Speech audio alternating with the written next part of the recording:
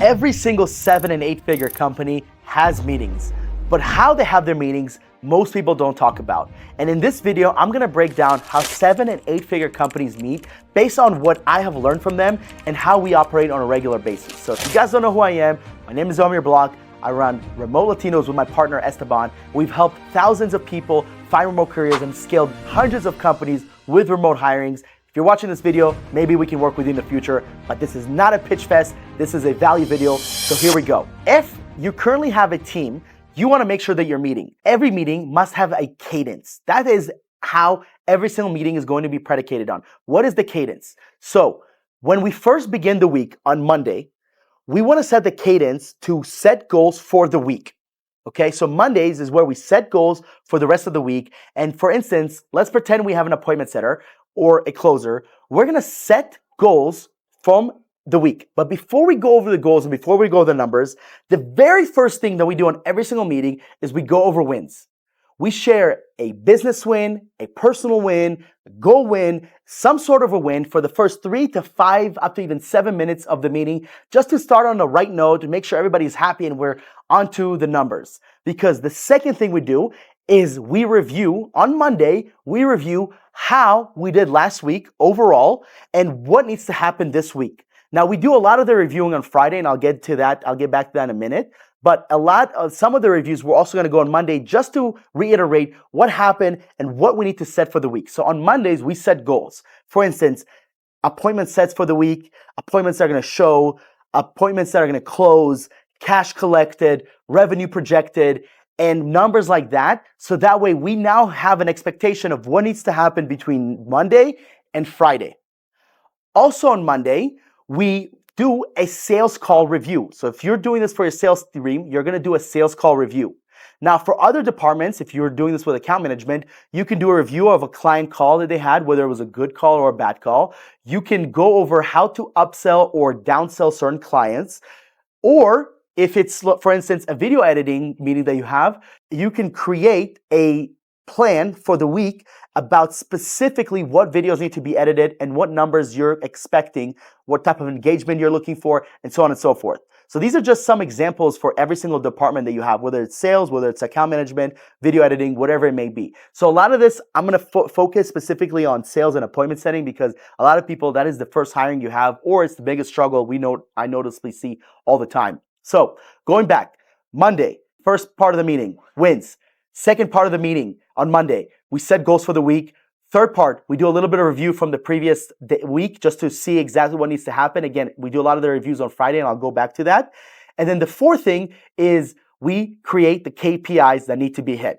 And as we go for Tuesday, Wednesday, and Thursday, we now, again, start with wins. But then the next part is we review the previous day's numbers. So on Tuesday's meeting, we review how do we do the previous day. For instance, for my closer, how many appointments were booked, how many were taken, how many people do we pitch, how much cash do we collect, and from the cash collected, how much was the revenue, how much is the revenue that's projected. And we do this on Tuesday, we do this on Wednesday, and then Thursday. And as the week goes on, obviously, we have daily communication. Obviously, we are updating each other on a regular basis, but the meeting is what sets us in the morning. I have every single meeting in the morning. I actually don't take any sales calls in the morning. I like to have my meetings in the morning and then take sales calls later on as the day progresses. So Tuesday, Wednesday, Thursday, we go over wins, we go over the previous day, we see where we're at with the numbers, and then we also do call reviews. So whether it's for an appointment setter or a closer, you want to do a call review every single day. Have the closer put into a Google Drive a call that he took the previous day. Normally, I like for them to have calls that did not go so well, whether it was like a call that was a little cringy or a call that, maybe the client was being very difficult, maybe the pitch didn't go right, something wrong. And then once a week, so 4 of those calls, and then once a week, I want to win. Show me a client win. Show me a call that you did everything right. The client was exactly what we're looking for. He's a perfect avatar. You pitched them and you closed them. And that makes such a huge difference because a lot of people only focus on the losses, but you want to squeeze in some wins. You're going to learn more from losses than wins. However, you do want to squeeze in some wins. So we do call reviews also on Monday, but we really focus on them on Tuesdays, Wednesdays, and Thursdays. Now come Friday, we do an end of week review. I actually review how the numbers are, where we're at, Did we hit our goal? How far are we at from the goal for the month? And we really sit down and figure out what went right. Like this week, what went right? So you got a lot of appointments. Do we double down on paid ads? Do we double down on affiliates? What went right? How do we get more of what went right? Or if things didn't go right, what do we need? What do we need to recalibrate? What do we need to change going into next week? Do we need to increase ad spend? Do we need to decrease ad spend? Do we need to change our offer? Do we need to offer more packages? What is it that we need to do? And sometimes it's not that drastic. Sometimes it's doing more of what's already working.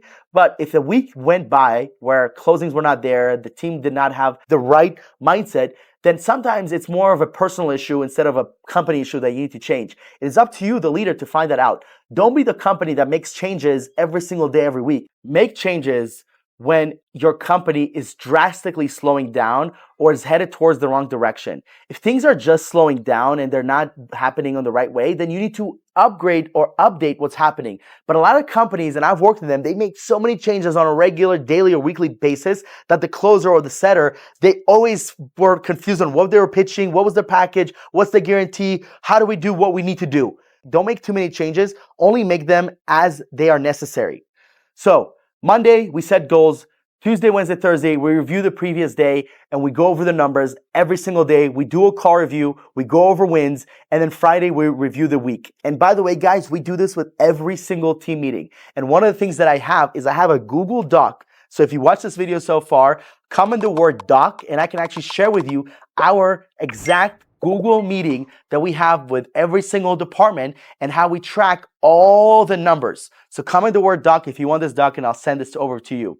So Mondays, we set the week. Tuesday, Wednesday, Thursday, we review the previous day. We continue on setting the goal. And Friday, we review the week and we know exactly what we need to do coming into next week. All right. Now, if you're the CEO, if you're a co-founder, if you're a manager, you're also working weekends like myself, then you want to also do a lot of this recalibration during the weekend and not wait until Monday. And I started doing this year and it's been a drastic change. In 2023, I didn't work that many weekends. I took time off and I just wanted to enjoy life. And I saw a drastic change where our company did not grow as much as I should have, as much as it should have.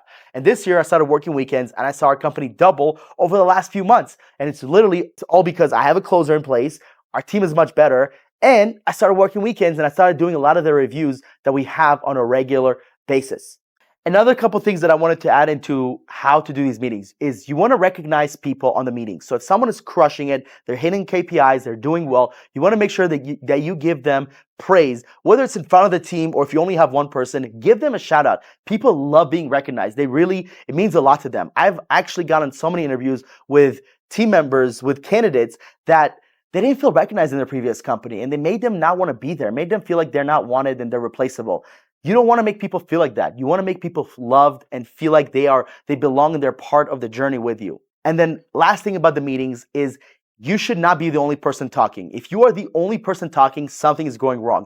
Make sure you're calling people out. If you feel like someone's not paying attention, if you feel like someone is doing other things, call on them and see if they're paying attention and ask them nicely to pay attention to the meeting. Or give people a chance to also contribute in the meetings, right? Whether they have ideas, whether they want to voice their opinion on something, whether they see things differently, you want to make sure that people have their voice being heard in the meetings. Otherwise, they're not going to talk, and slowly but surely, meetings are just going to be one person just talking and everybody just hopefully listening. So make sure you're calling out on people, make sure you're listening to people, make sure people are doing it properly, and make sure they're providing value and you're providing value back to them.